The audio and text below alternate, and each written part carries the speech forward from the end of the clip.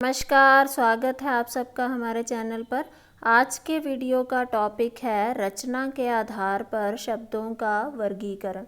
पिछले वीडियो में हमने शब्दों का वर्गीकरण जो है उनके स्रोत या उनके इतिहास के आधार पे डिस्कस किया था कि उनकी हिस्ट्री या उनके स्रोत के आधार पे हम शब्दों को तत्सम, तद्भव, संकर, देशी या विदेशी शब्दों में वर्गीकृत करते हैं। तो आज के वीडियो में हम उनका वर्गीकरण जो है उनकी रचना के आधार पर डिस्कस करेंगे। तो इसमें हम सबसे पहले समझ लेते हैं कि रचना के आधार पर शब्दों का जो वर्गीकरण है वो कैसे किया जाता है। शब्दों की जो रचना होती है उसके आधार पर शब्द जो हैं वो दो तरह के होते हैं। अब दो तरह के कौन से होते हैं? एक होते हैं मूल शब्द या फिर रूढ़ शब्द। इनको हम क्या कहते हैं? मूल शब्द या फिर रूढ़ शब्द। और दूसरे होते हैं व्युत्पन्न शब्द। सबसे पहले समझ लेते हैं मूल शब्द या रूढ़ शब्द क्या होते हैं। अब यहाँ से आपको कई बार एग्जाम में पूछ लिया जाता है, जैसे 3-4 शब्द आपको दिए होंगे और उसमें से पूछ लिया जाएगा कि इनमें रूढ़ शब्द कौन सा है या फिर मूल शब्द कौन सा है। ठीक है, तो सबसे पहले समझते हैं कि ये होते क्या हैं। मूल शब्द या फिर रूढ़ शब्द जो हैं वो शब्द होते हैं जो बहुत लंबे टाइम से किसी विशेष अर्थ के लिए एज इट इज़ ही प्रयोग होते आ रहे हैं, जिनका जो निर्माण है वो किसी दूसरे शब्द से नहीं हुआ है, वो शब्द मूल शब्द कहलाते हैं। या हम इतना समझ लें कि जो शब्द जो हैं वो रूढ़ियों से एज इट इज़ ही किसी पर्टिकुलर चीज़ को मेंशन करने के लिए यूज़ होते आ रहे हैं और उनका निर्माण जो है वो किसी दूसरे शब्द से नहीं हुआ है, उन शब्दों को हम मूल शब्द या फिर रूढ़ शब्द कहते हैं। ठीक है, और दूसरी चीज़ इनमें स्पेशल क्या है कि इन शब्दों के सार्थक खंड नहीं हो सकते हैं। खंड मानी के इसको तोड़ना। ठीक है, अगर हम इसको तोड़ते हैं किसी भी शब्द को जो मूल शब्द है तो उसके सार्थक खंड नहीं होते हैं, मतलब उन खंडों का, उन टुकड़ों का कोई मीनिंग नहीं होता है। ठीक है, उदाहरण के लिए जैसे मकान हो गया, कुर्सी हो गया, किताब हो गया, घर हो गया। अब घर है, अब घर के अगर हमें खंड करने हैं तो हम घ प्लस र कर सकते हैं। ओके, तो यहाँ पे अलग अलग इन खंडों का, इस घ का और इस र का कोई अर्थ जो है वो नहीं निकलता है, इनका कोई मीनिंग जो है वो नहीं बनता है। तो इस तरह से घर जो है वो एक मूल शब्द है या फिर रूढ़ शब्द कह देते हैं हम इसको। ठीक है, तो इसी प्रकार अगर हम इन शब्दों के खंड करते भी हैं तो उसका कोई अर्थ नहीं होता है, मतलब उस शब्द का अर्थ जो है वो क्या हो जाता है? नष्ट हो जाता है। तो वो होते हैं हमारे पास मूल शब्द या फिर रूढ़ शब्द, यानी कि ऐसे शब्द जो बहुत लंबे टाइम से किसी विशेष मीनिंग के लिए यूज़ होते आ रहे हैं एज इट इज़ ही। ठीक है, और इनका निर्माण जो है वो किसी दूसरे शब्द से नहीं किया गया है, उन शब्दों को हम मूल शब्द या फिर रूढ़ शब्द कहते हैं। दूसरे होते हैं हमारे पास व्युत्पन्न शब्द। अब ये व्युत्पन्न शब्द कौन से होते हैं? ये शब्द जो हैं दो शब्दों या दो शब्दांशों से मिलकर बने होते हैं, योग से, मतलब जोड़ने से बने हैं ये दो शब्दों को या दो शब्दांशों को, उनको व्युत्पन्न शब्द कहते हैं। अब ये जो व्युत्पन्न शब्द हैं ये दो तरह के होते हैं, यौगिक तथा योग रूढ़। यहाँ से आपको यौगिक या फिर योग रूढ़ जो है वो कई बार पूछ लेते हैं, मतलब आपको एग्जाम में मूल शब्द भी पूछा जा सकता है, यौगिक या योग रूढ़ भी पूछा जा सकता है। ओके, तो पहले हम समझते हैं कि यौगिक शब्द कौन से हैं।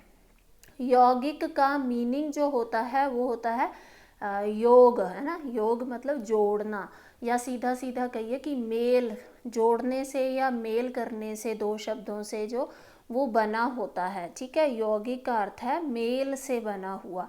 ओके, जो शब्द किसी रूढ़ शब्द मतलब किसी मूल शब्द से या फिर उसमें उपसर्ग या प्रत्यय लगाने से या अन्य शब्द रूढ़ शब्दों के मेल से बनते हैं, उन्हें यौगिक शब्द कहा जाता है।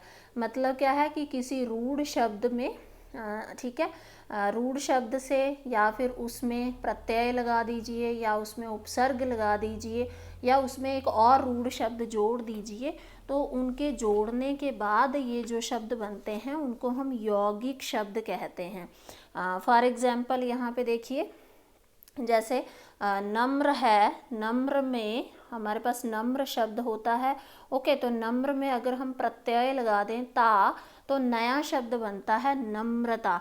यहाँ पे नम्र जो है वो क्या है, आपका रूढ़ शब्द है, और ता जो है वो एक प्रत्यय है।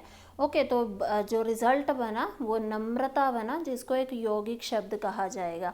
ओके, इसी तरह से अन्याय, अ प्लस न्याय, यहाँ पे न्याय जो है वो एक रूढ़ शब्द है, और अ जो है वो क्या लगा दिया गया, इसमें उपसर्ग लगा दिया गया।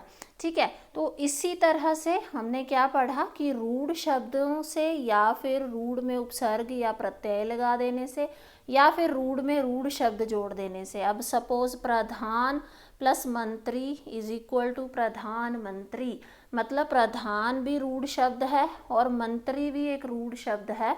इन दोनों को जोड़ देने से हमारे पास क्या बना, प्रधानमंत्री। ये क्या बन गया, हमारे पास यौगिक बन गया।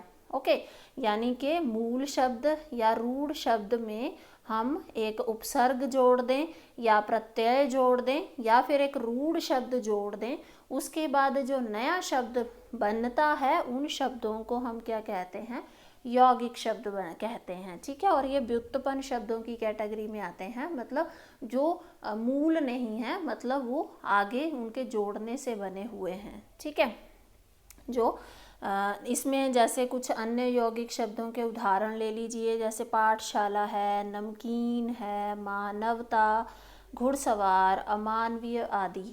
ओके, अब यौगिक और योग रूढ़ में क्या डिफरेंस है ये समझना बहुत ज़रूरी है। दूसरा है हमारे पास योग रूढ़ शब्द। जिन यौगिक शब्दों का अर्थ जो है वो किसी तीसरे अर्थ के लिए रूढ़ हो जाए, उन्हें योग रूढ़ शब्द कहते हैं।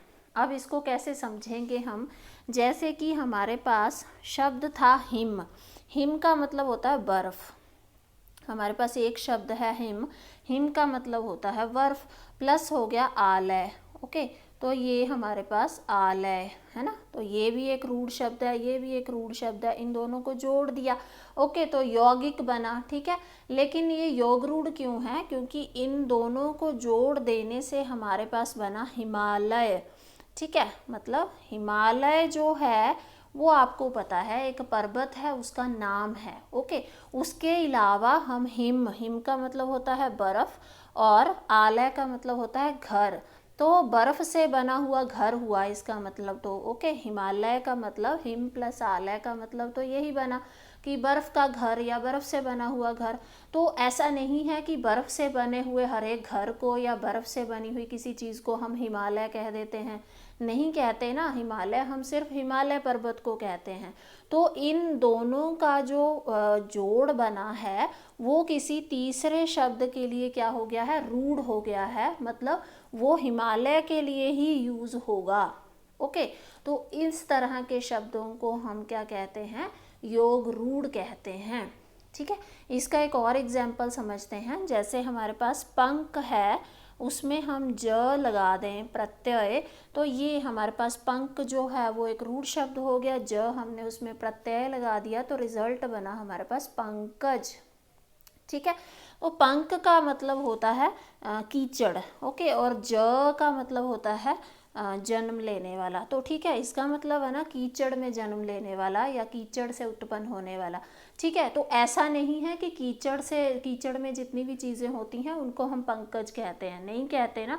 पंकज जो है वो हम सिर्फ किसको कहते हैं, कमल के फूल को कहते हैं। तो ये जो शब्द बना है हमारे पास पंकज, वो क्या हो गया है, वो कमल के फूल के लिए मतलब निर्धारित हो गया है, उसके लिए एक रूढ़ शब्द बन गया हुआ है।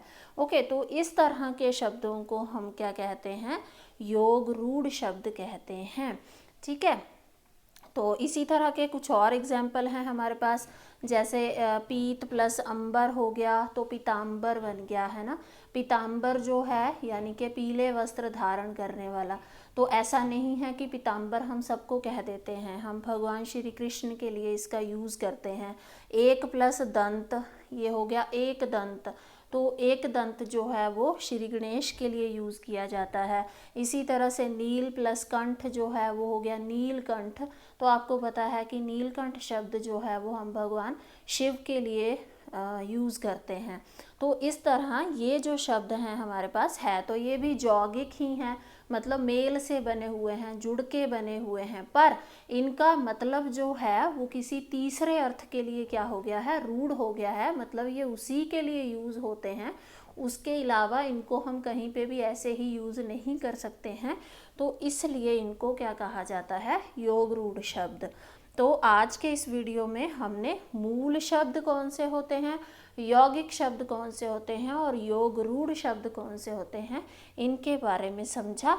आई होप ये वीडियो आपको आपकी प्रेपरेशन में हेल्प करेगा। इसी तरह के और वीडियोस देखने के लिए लाइक करें, शेयर करें, सब्सक्राइब करें हमारे चैनल को। Thank you.